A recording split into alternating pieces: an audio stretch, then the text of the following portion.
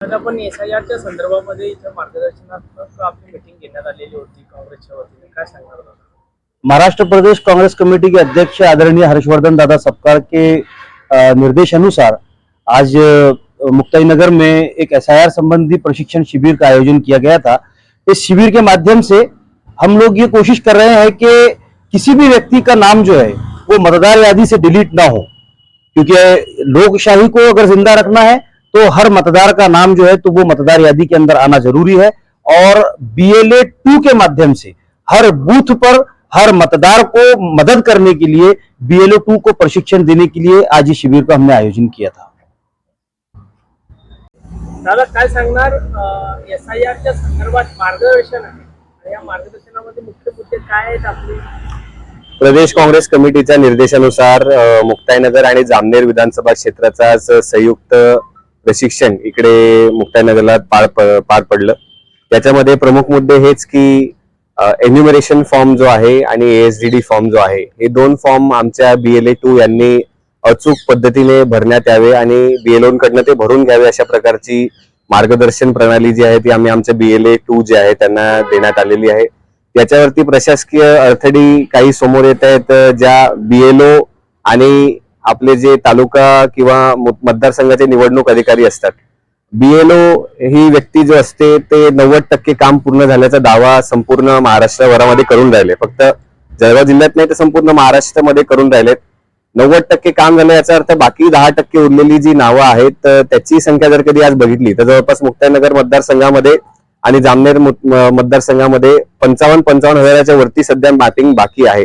आणि या एका महिनाभरामध्ये BLO 2 जे आहे त्यांनी ती संपूर्ण जबाबदारी व्यवस्थितपणे करावी, ती चांगल्या प्रकारे त्यांनी हाताळावी अशी आमची प्रशासनाकडे मागणी असणार आहे। कारण SIR मोहीम जी आहे ही SIR मोहीम प्रत्येक मतदारापर्यंत पोहोचली पाहिजे, त्याची पूर्णपणे चांगल्या प्रकारे पडताळणी झाली पाहिजे आणि प्रत्येक मतदाराला जो भारताचा जो नागरिक आहे त्याला मतदान करण्याची संधी मिळालीच पाहिजे, ही आमची भूमिका असणार आहे। आणि अशा प्रकारचं सहकार्य आमच्या काँग्रेस पक्षाकडनं प्रशासनाला जर कधी गरज पडत असली तर आमचे BLA 2 प्रत्येक बूथवरती त्यांना आम्ही तिकडे तैनात केलेलं आहे आणि ते सर्व पदाधिकाऱ्यांना मदत करू लागतील। या एसआयआर मध्ये नागरिकांनी काय दक्षता घ्यावी याबाबत काय तुम्ही सूचना देणार, मार्गदर्शन करणार? नागरिकांनी या SIR मोहिमेमध्ये हे महत्त्वाचं समजलं पाहिजे की जरी महाराष्ट्रामध्ये निवडणूक कोणतीही जवळ नसली तरीही आपली निवडणूक प्रक्रिया जी असते ती फार महत्त्वाची असते। आपण जर कधी SIR मोहिमेकडे दुर्लक्ष केलं आणि यदाकदाचित आपलं नाव जर कधी यादीमध्ये आलं नाही तर आपलं नाव पुन्हा येण्यासाठी जी धावपळ करावी लागेल, जी धडपड करावी लागेल, जी काटकसर करावी लागेल त्याची संख्या फार मोठ्या प्रमाणात असणार आहे। खूप मेहनत करावी लागेल ते नाव एकटं परत जोडण्यासाठी आणि ती मेहनत करत असताना सरकार आपल्याला कोणत्या प्रकारचं प्रमाणपत्र देऊन बसेल त्याची आपण दक्षता किंवा खात्री आपण घेऊ शकत नाही। आता सरकारने जाहीर केलेलं आहे की पासपोर्ट सुद्धा तुमचा एक नॅशनॅलिटी डॉक्युमेंट म्हणून आपण पासपोर्टचा स्वीकार करू शकत नाही।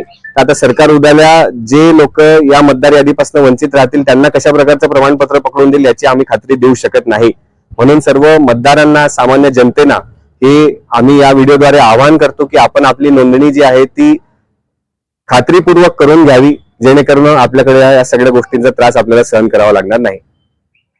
दादा काय सांगणार, काही मागण्या आहेत नागरिकांच्या की काही फोटो घेतले जातात आणि काम केलं जात नाहीये असे देखील चर्चा आहे एसआयआरच्या संदर्भामध्ये, याबाबत काय सांगणार? या बाबतीमध्ये तहसीलदार साहेबांनी आणि निवडणूक आयोगाने पूर्ण मतदारसंघांमध्ये नवीन मतदार नोंदणी आणि पुनर्निरीक्षण असं काम चालू केलेलं आहे। यामध्ये BLA आणि BLO जे आहे ते शासकीय कर्मचारी आहेत आणि शासकीय कर्मचाऱ्यांना आदेश असे आहेत शासनाचे की प्रत्येकाच्या घरी जाऊन, आधी शासनाच्या BLO यांनी काय केलेलं आहे की घरी जाऊन मॅपिंग केलेलं आहे, त्यानंतर आता त्यांनी नाव नोंदणी सुरू केलेली आहे। प्रत्येक मतदाराचं नाव आपल्या मतदार यादीमध्ये आलं पाहिजे आणि त्यासोबत कोणाचं नाव सुटता कामा नये। प्रत्येकाच्या घरी जाऊन प्रत्येकाची माहिती जमा करण्याचं काम BLO करत आहे आणि BLOच्या सोबत प्रत्येक राष्ट्रीय पक्षाचे किंवा प्रत्येक पक्षाचे BLA हे सुद्धा पदाधिकारी कार्यकर्ते त्यांच्या सोबत काम करत आहे।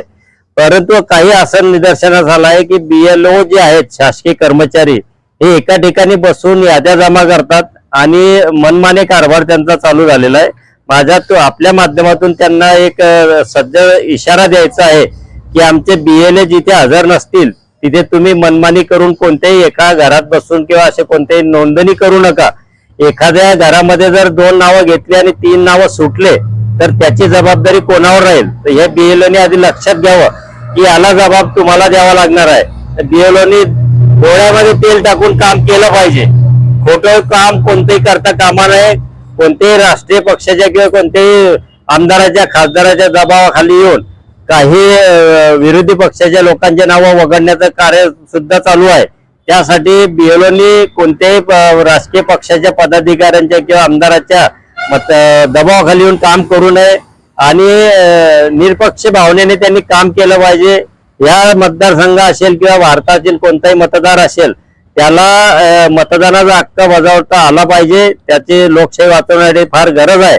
अशा वेळेस प्रत्येक BLO ने सुद्धा लक्ष दिलं पाहिजे. आणि मी जनतेलाही आवाहन करेल की ज्या ठिकाणी तुमच्या घरी BLO आला असेल, शासकीय निरीक्षक आला असेल तर त्याला तुमची पूर्ण माहिती द्या. एखाद्याचं नाव लपवू नका. एखाद्याच्या काय होते की एखाद्याचं परमनंट घर आहे परंतु एखादा भाडेकरू आहे की एखादा नोकरी निमित्त आलेला आहे, नोकरी निमित्त गेलेला आहे, यांनी सुद्धा त्या प्रॉपर ठिकाणी जाऊन त्यांचे नाव नोंदणी मतदार नोंदणी केली पाहिजे. 15 दिवसाचा कार्यक्रम अजून शिल्लक आहे. शासनाच्या या महिना अखेरपर्यंत जो कार्यक्रम आयोजित केलेला आहे SRIचा, याच्यामध्ये प्रत्येक नागरिकांनी जागृत होऊन जर आता काम केलं नाही तर भविष्यामध्ये त्यांना खूप अडचणीला सामोरं जावं लागेल. त्यांचे म्हणजे राष्ट्रीयत्व सुद्धा धोक्यात येईल. यासाठी नागरिकांनी तात्काळ सर्व कामं बाजूला सोडून आपले मतदार नोंदणी केली पाहिजे आणि त्यासाठी सर्वांनी जागृत राहिलं पाहिजे. अशा आपल्या माध्यमातून मी सर्व जनतेला आवाहन करतो.